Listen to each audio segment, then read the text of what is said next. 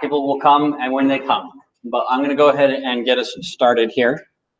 And hopefully I'll wrap it up soon enough so you can still, hang out, talk a minute, ask questions. So questions at the end, hopefully, just so I can make sure to get through my material. Let's get started. I'm Peter Empey, and today I'm going to do a couple things. Make sure this is working over here is one of them. Yay. So I'm going to introduce myself to you and to those who will watch the YouTube recording. And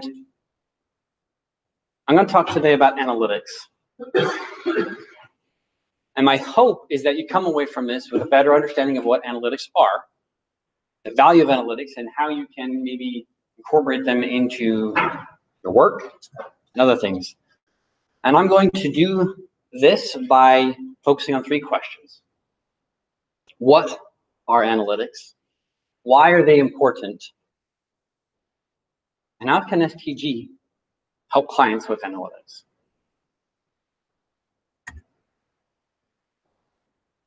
The all-important introduction. So 10 years ago, I graduated university with a degree in chemical engineering. And there I went on to work as a contractor with the Department of Energy. I worked on a team, it was a strategic planning and development team that operated and maintained simulation software for the largest nuclear waste cleanup site in the United States. Every day, I analyzed simulation results and worked with the developers to improve the simulation and the software. Working there, I learned 2 things about myself. I learned that I love data visualization, and I love helping other people do their work better. So when I combined these 2, it led me to get a Master's of Science in Business Intelligence. We're going to talk a little bit about business intelligence today. So if you don't know what it is, hold tight. And that degree has brought me where I am today, brought me here, so that I can work with clients and help them visualize their data and help them do their work better. But why am I here to giving this presentation today? 2 parts, really. One, I want to share the general understanding of business intelligence and things like it. And 2, I recently came back from a product conference, and I want to share with you what I learned there. So now I've done my introduction. And I know I had my overview slide, but I'm going to maybe do something maybe dramatic, maybe not. I'm going to jump to the end. I'm going to give you the key takeaways right now. This is, TLDR, whatever. Don't worry, I'll fill in the information that goes behind them as we go. But here you are in the first few minutes. This is what you should be looking for through the presentation. Analytics are the collection, preparation, and communication of actionable information. They're important because they allow people to make more informed decisions. And STG can help clients with analytics by driving to an information culture and by bringing analytics into the workflow.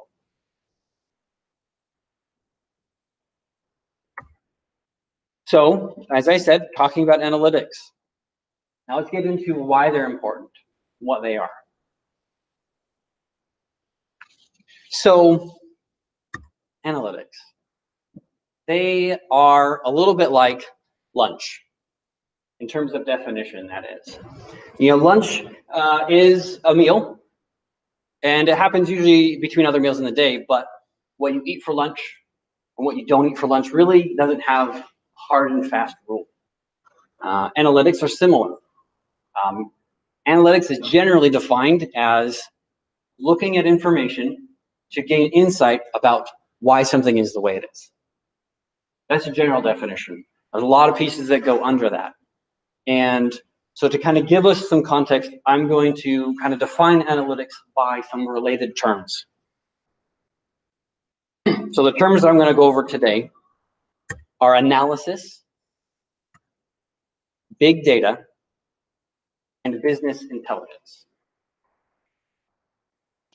So to do that, to help me, I'm going to introduce you to someone. I'm going to introduce you to Bob. Now, Bob's a smart guy. He's a smart guy. And he likes modern technology. He likes to keep up to date. He knows and feels that modern technology can help him. Bob's also interested in his health. Recently, his doctor told him, hey, you know what, you're getting kind of old. You might want to make sure you're taking care of yourself. Yeah. Doctors, what do they know? So what does Bob do? Put all these together, what does he do? Bob gets a smartwatch. In his mind, he's like, if I can maybe gain some more information about what I'm doing every day, I can really see if I'm being healthy or if I need to change the way I'm acting so that I can be healthy. And that's going to happen if I can get this all the time. That's going to be way faster than just waiting to go to the doctor every 6 months or a year. So Bob gets his smartwatch. And so wait. Yep. What Bob now has in his mind is analysis. He's going to take historical information about himself to try and learn and gain insight about himself. Analysis. Historical information to gain insight. So Bob has his smartwatch. He has now in the mindset of doing analysis. He begins to set it up. And one of the first settings he sees is that the app will send him the information that's being collected periodically. He's like, great, this is what I want. I want to do the analysis, and it sends me the information. I can do this. I'm a smart guy. I can figure this out. Sets the setting and goes about his day. A few minutes later, Bob gets an email from the application. It's probably nothing. Probably just one of those account setup reminder emails. I won't worry about it. Well, a little while later, he gets another email. Takes a closer look and notices that there's a file attached. He's like, oh, well, good. It's already sending the information. I should be able to start doing my analysis right away. Well, many emails, a few annoyed coworkers, and a silenced cell phone later, Bob has a chance to sit down and really look at all these emails that he's been getting. And he takes a look at one of these attachments. And notices a text file. This seems weird. He was expecting a spreadsheet. I was like, give me the information. I want a spreadsheet. Well, he opens up one of the files and it looks like this. Now he can look at this and read it. So he knows it's not just a bunch of computer junk that the app was sending him. This is his information. This is what he's looking for. But he has no idea how to use this.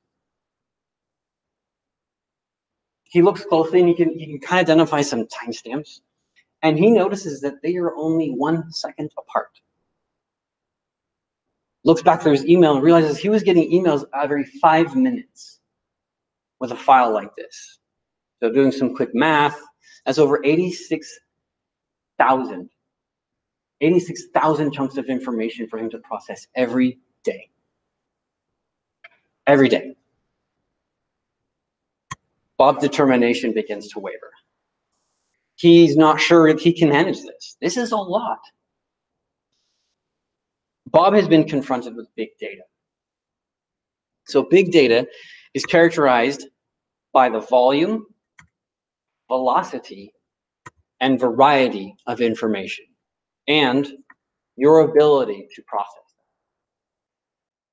For Bob, his business was his health. How does he deal with this? It's outside of his skill set. Big data is one of those definitions that's scalable from the smallest to the largest, and once you've figured it out and solved that problem, it's no longer big data. But So Bob could plow through. He could try and figure all this out. But what does he do? What can Bob do?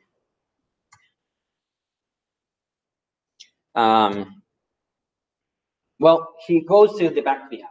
He's like, well, maybe I can at least get it so it's not emailing me every 5 minutes. I can figure this out, but this is just too much. I can't handle that. Well, as he's looking through the settings, he notices that the application provides him tools to help with the analysis. Okay, let's try it. Maybe I can't handle this. Maybe I need some help. So he begins to set up the tools. And they ask him questions like, how old are you? How much do you weigh? How active are you normally? Are you looking to lose weight or maintain your weight? Do you want help with your sleep? After filling out all of these, he activates the settings and he goes about his day again. And the emails stop. Yay. Throughout the day, he gets only one notification directly from the app on his smartwatch. Remind him to go for a walk that afternoon. Okay, well, that's better than all these emails. I hope the analysis is going to work too, he thinks. Well, the days go on, notifications keep coming, but over time they start to become more meaningful and give him more direct insight into what decisions he should be making. For example, right before lunch, he gets a notification that says, remember to have a light lunch today, you have a dinner party tonight. Or, it looks like it's supposed to rain this afternoon. Consider taking your afternoon run early. I had another example. Oh, you've been running more than your goal for a while now. Would you like to change your goal or maybe adjust your running schedule? This is business intelligence. Business intelligence is the combination of tools and analysis to help you make informed decisions about your business. Again, Bob's business is his health, and these notifications that he was getting right when he needed them were giving him critical pieces of information to help him make good decisions about his business.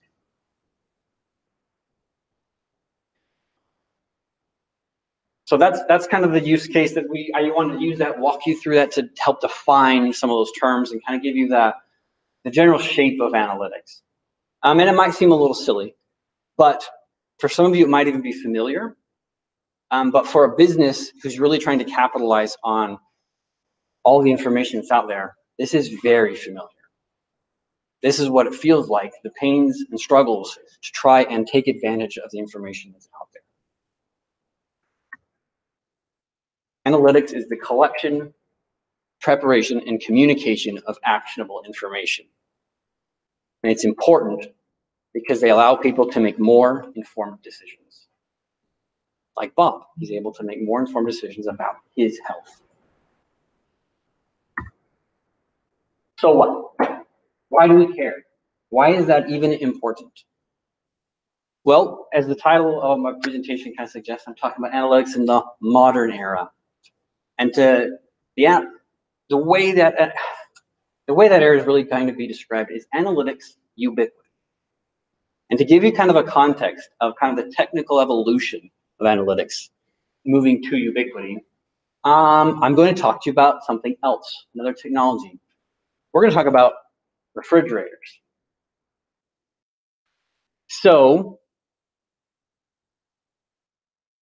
refrigerators are ubiquitous in almost every home, in every office, and applied in many industries, the refrigeration technology. But before we had what we consider a refrigerator, we were looking in the science and technology of preserving food. You had a root cellar. You were there. It was better than nothing. Kind of hard to scale. Very little control over how that operates. Technologically, the next step was the icebox. You had more control over the temperature and where you were doing your food, where you were preserving your food. You had other limitations though. If the iceman didn't deliver your ice, you could be left with spoiled food. And then the next technological evolution was on to modern refrigeration, where really all you needed was an electrical outlet something that was already ubiquitous. And you could now have control over the temperature, location. You could store a lot more things, and it was scalable. This is a mechanical refrigeration. I could apply this anywhere, and it was. It began to spread across other industries. It's used in all kinds of industries: computing, manufacturing, everything. Refrigeration became ubiquitous. So now back to analytics and its path to ubiquity. Where did it start? Where does it start? It starts with spreadsheets. Spreadsheets are akin to the root cellar, if you will, of analytics. They're easy to use, but they have limitations. It's actually kind of hard to scale the use of spreadsheets for analytics across an entire organization. So what came next? Business intelligence tools. They allowed for greater analytics, greater scalability, greater control, but you still had limitations. You had to go to a specific portal to log in and dig out the reports you're looking for, or go to your email to pull it out of a report out of something that was sent to you at 6 o'clock in the morning. And you had to have specialists there to build and maintain these tools. Otherwise, you run the risk of your reports becoming stale and ineffective. Well, this is about where we are today. We're kind of on the verge in between this one and the next step. And sorry, I lost my train of thought for a second.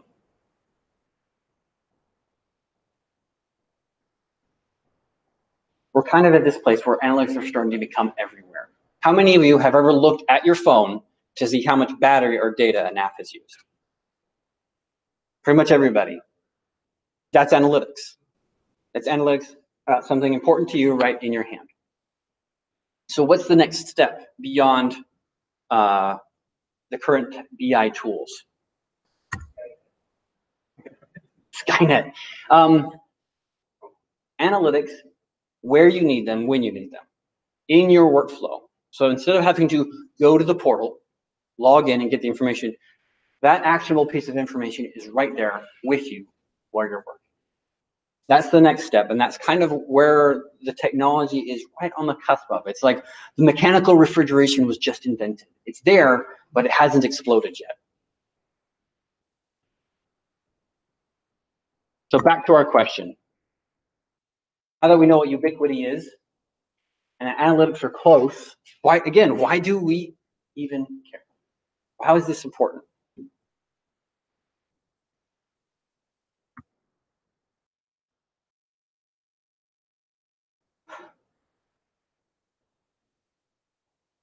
This is important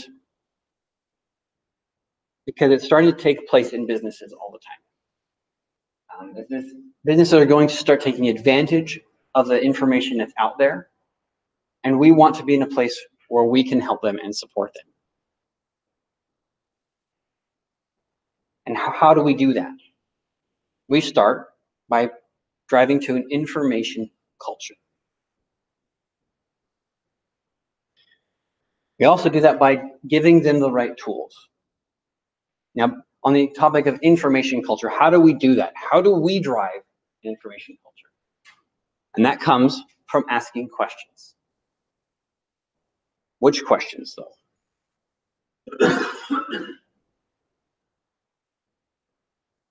Sorry, I lost my train of thought again.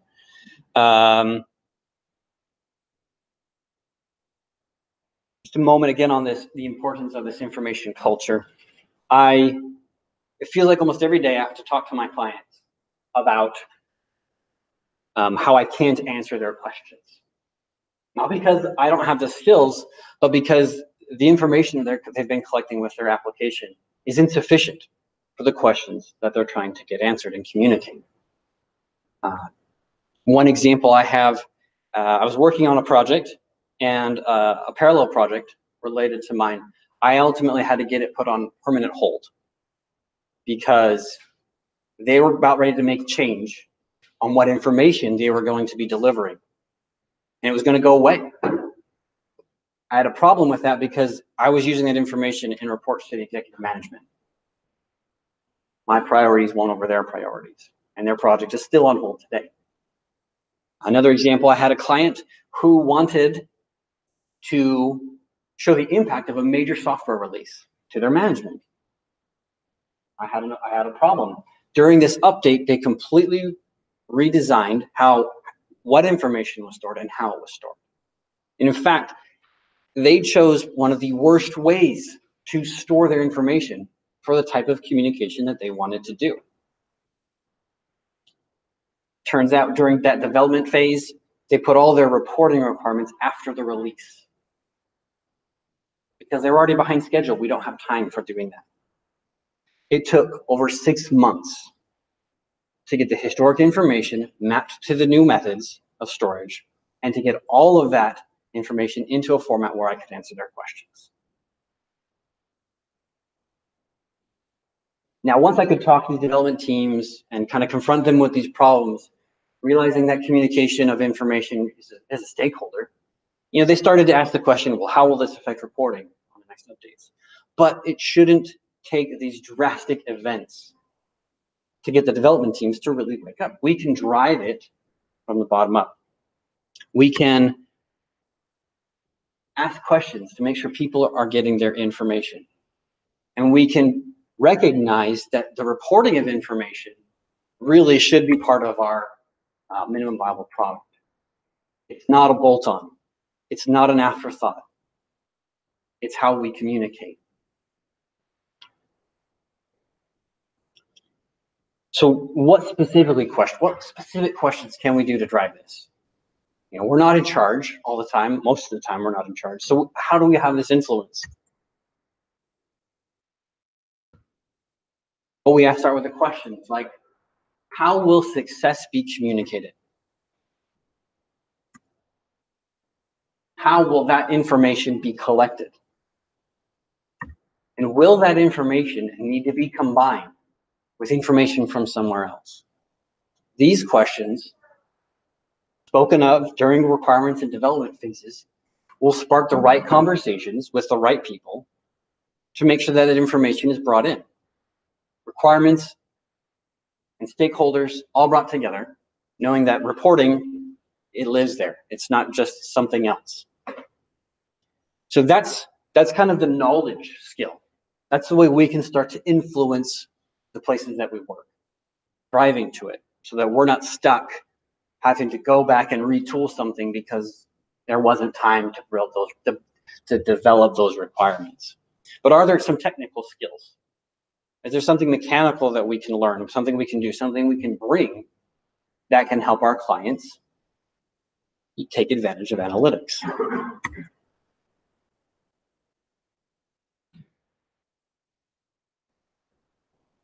The products out there today have kind of recognized that the BI tools are insufficient for the next phase in analytics ubiquity. And so, but they've been building in ways to make it easier. I'm going to show you now a product that I use every day. It's in the market leader right now in information communication.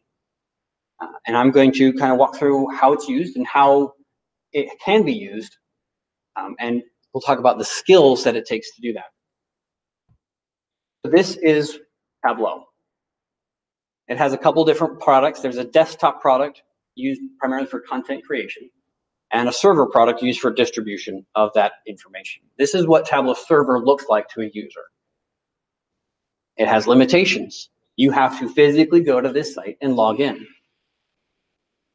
This is the user experience. You have very little control over it. And as someone who uses this every day, I see hundreds of reports on a screen like this. And so you can imagine what it might be like for a business user who would get confronted like this. Again, there's some challenges, some difficulties, but Tableau recognizes that this may not be an optimal experience. So it's developed APIs, tools that allow you to embed Tableau product into other products. So I'm going to show you an example of someone who's done this.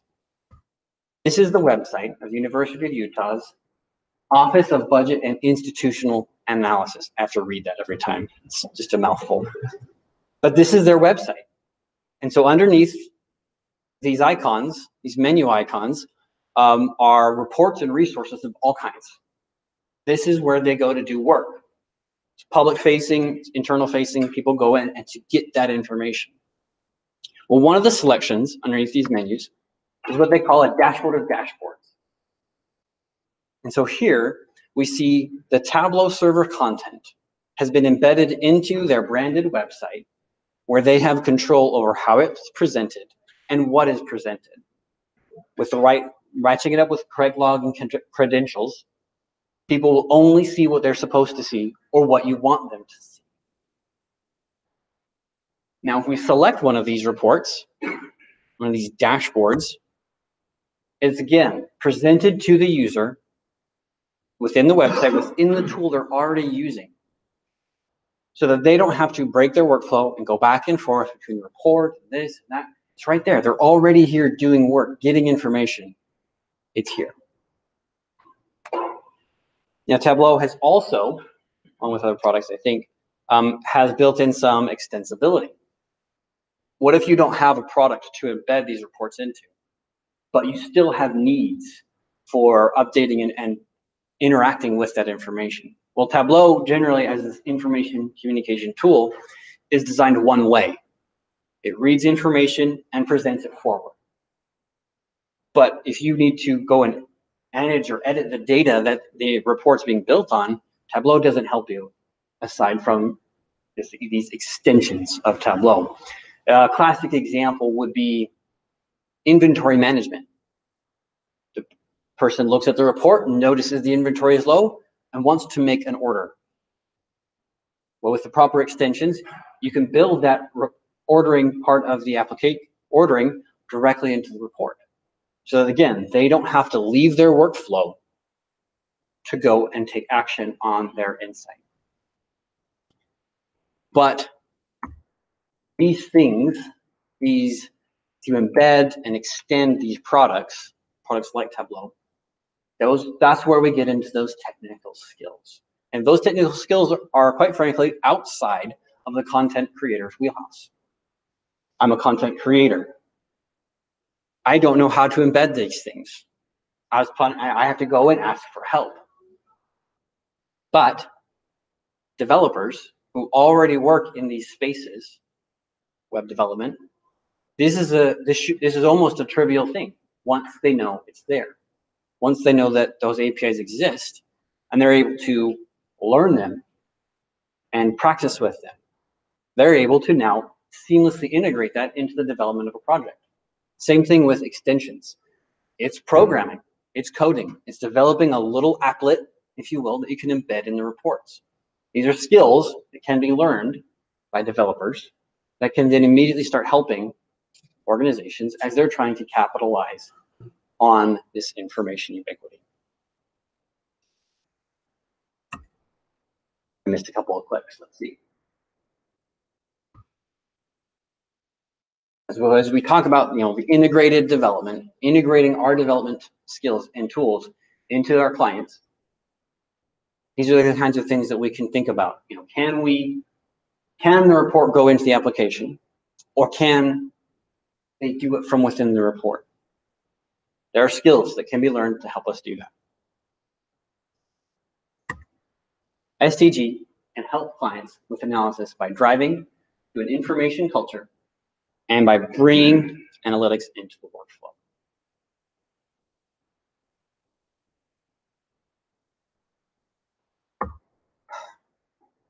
So that's kind of the end. That's the wrap up. Now we're in the wrap up phase. You can wake up again. It's okay. So let me review the questions we had at the beginning again. First, what are analytics? Took a moment to answer that. We met Bob and learned with him what analytics are. And we learned why they're important. They can help us in our lives. And then we've learned how we can help. There are skills that we can learn, and there's knowledge that we can gain. Becoming fluent in this new information environment helps us help our clients. So I hope that you've learned something about analytics that will help you individually in your life and help you help others. I do this stuff every day. I work with analytics, analysis. Many of you may and just don't know it. and that's okay. But I know that businesses are going to need to capitalize on this. If they don't, they're probably going to fall behind as this era of ubiquity, analytic ubiquity, moves forward. So thank you for listening. And if you have any questions, I'm happy to take them now. And great, yes. This seems like there's so many things in the IT world. You have to sometimes sell people on the value of quality assurance, or you have to sell clients on the value of automated assurance, or sell them on the value of business analysts and project managers. Everybody understands you got to have a developer do this stuff. They want to be kind of as inexpensive as possible. How do you go about showing them the value of this? Are there examples? Are there samples? What do you use to tell somebody, hey, this is something you're not doing that you need to do? You can say you're going to fall behind, but are there examples yet of companies that have changed their whole world because of analytics? A lot of the financial industry is already moving on this. And the health industry. Most of the job postings that I see around this are related to banking, fintech, and health. What was the second one? Fintech, financial technology, basically banking competitors. Yeah, that's what I thought when I first heard it too. Don't feel bad.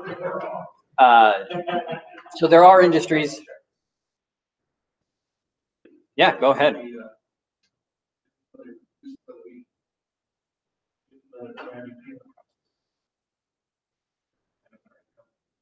And they always wondered what was the revenue generated using the dashboard. How much currency was currency.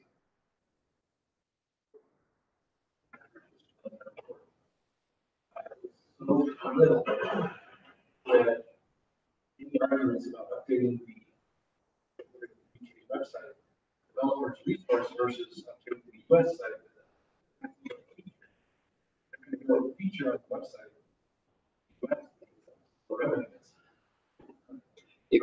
Yeah. Clearly made a decision right there. This type of analytics, reporting, business intelligence, and you can even go into the realm of artificial intelligence and down those paths. It's all about getting information to a user that they probably wouldn't have been able to intuit otherwise. And then supporting that intuition with the facts. Yeah.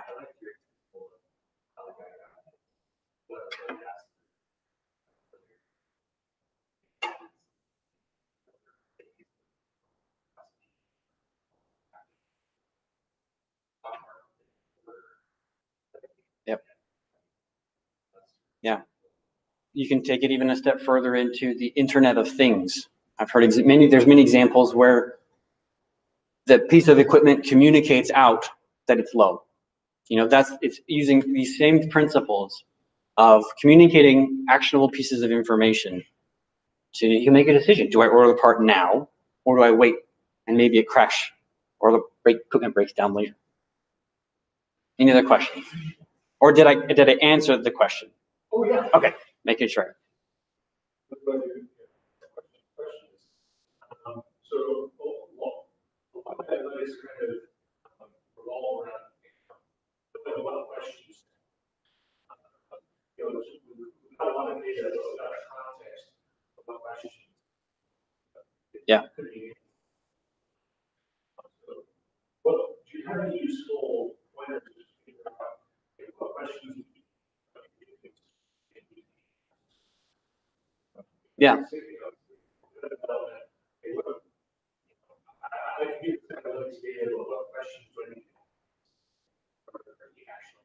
Right. There are some generic things, but where the questions like that are actually going to live are with the subject matter experts and with business analysts. They're going to say what's important. There are trends, like for websites, return visits. For each product type, there are key success measures that the industry has found that work well. And the people who are going to know them are probably, like I said, your subject matter experts and your business analysts. Business intelligence folks may know them, and developers may know them, but that's really where you're going to find them. And so it's one of those non-answers, I'm sorry. And Dan knows. What's, yeah. Where you mentioned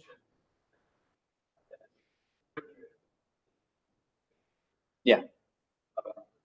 there are tools emerging right now are a long list of questions to answer. Some of them are the easiest result you've ever seen.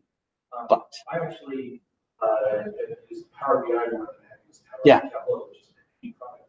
And one of the things that Power BI did this morning was give out a bunch of data, and it gives you a dashboard with a whole bunch of questions and answers. Like, oh, I didn't know whether to ask that question. Suddenly I have the answer already, and they actually are going ahead and trying to answer those questions for you. So look for products that do that. Yeah. I'm sure Tableau is going to find some way to do some similar product that suggested stuff. But they have products now that actually start asking this question. Now there is a danger to it too, because I've seen people they get that fresh new data and they're like, I want to answer this question. Yeah, we're going to do it.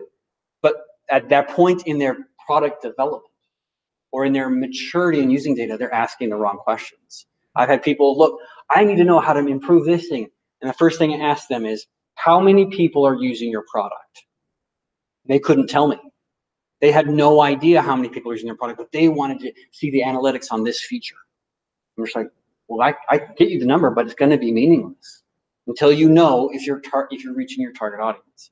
So there's a danger and a help in those kinds of things. Yes, and Tableau is working on tools just like that. They have a natural language query tool that's getting in development right now. So just keep in mind, normal business growth and development still apply. You get a new tool, you have to mature through it and make sure that you're using its features well. In the communication also you have to use the ubiquitous language. Yes. Can you give us a favor? Yeah. Because this is being recorded. Will you repeat the question? Sure. So that we get to record it? Sure. Listening can hear what it is. Sorry, go ahead. So that's something that when you're asking questions from client, they both should be in the same page. That they understand it. Some of the client, explain something and they think you understand it and vice versa. Yeah. So that's the other part of it. Yeah, that was a comment on making sure that when you're communicating this information, that you can communicate in a way that you're on the same page, that everyone's talking about the same thing. I've even had a group of developers going on from the comment now where they worked together for over a year. And one day I found them arguing about a feature. Well, it turns out they were using the term differently, and they've been working together for over a year, and they didn't understand what the other group was doing. So yes, communication is key. You'll see a lot of people in my side. I'm kind of on the front end, if you will, of information communication. I live right there and communicating those reports. And my basic level is, okay, can I explain this to an 8th grader? Because that's a level of terminology and language that everyone will probably get. It's not to diminish anyone's intelligence, but it starts us on our ground floor. Just a little bit above most. I got to get them to reach. They have to reach a little bit. Yeah.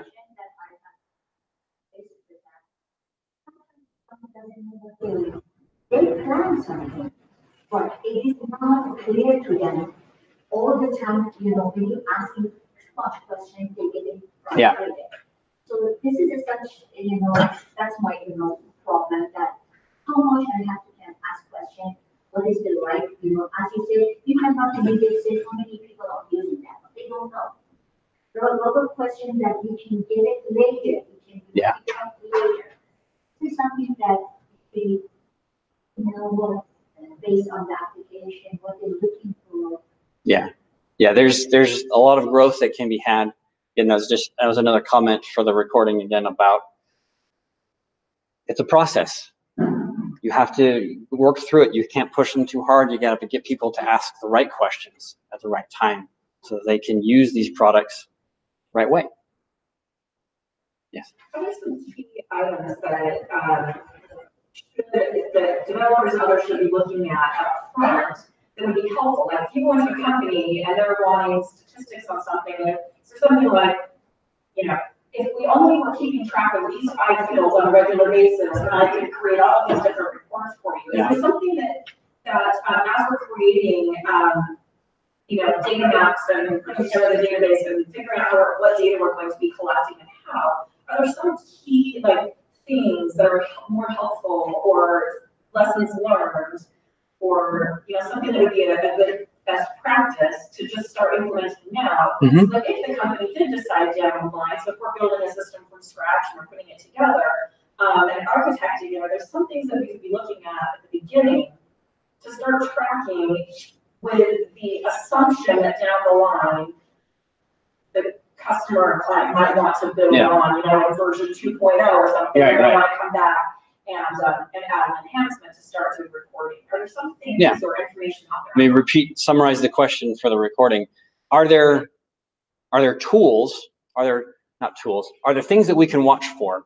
Are things that we can do to help people prepare to take advantage of it, even if they're not maybe trying to take advantage of it right now? And I would say that developers are going to love this. The best thing you can do is documentation. Firstly, thank you. Yes. First thing to go, most important thing to have. Documentation in terms, because the documentation extends to even the data, even a database. Why did you put this column there? What's it supposed to mean? I've run into columns that I can't even intuit why they've called them that or what they mean. I've interpreted the information incorrectly.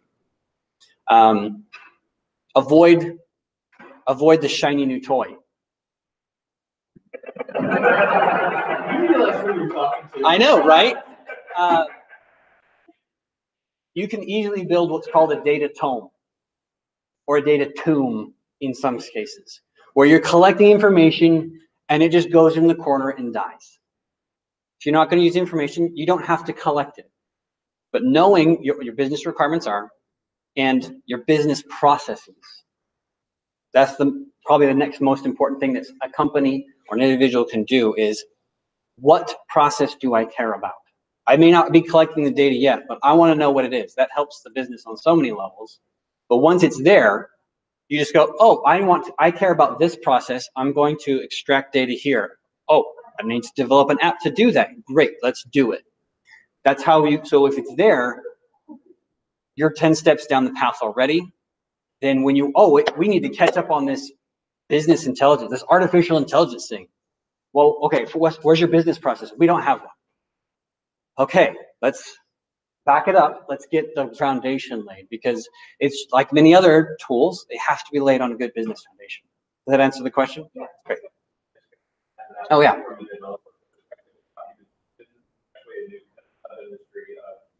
Self-documenting code where the code's generating code. Nice. So we have like Swagger and some of these other API tools where we write out our code, here's our API, and then on top of that, you have an automated tool that is documenting those API calls as you're writing the code and showing you. That way your code and your documentation are always in sync. So really, there's no excuse not to have some sort of documentation.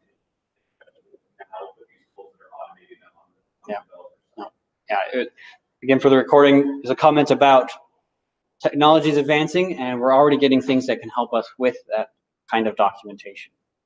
I love that idea. And it's not just in programming that documentation is the first thing to drop out. Even when the content that I create needs a lot of documentation, and when the client wants the product yesterday, sometimes the documentation isn't given. So I completely understand. But I've also lived on the other side of it, and I know how important that documentation is, which is why I recommend that. Are there any other questions? Great. I guess we'll end the recording. Thank you.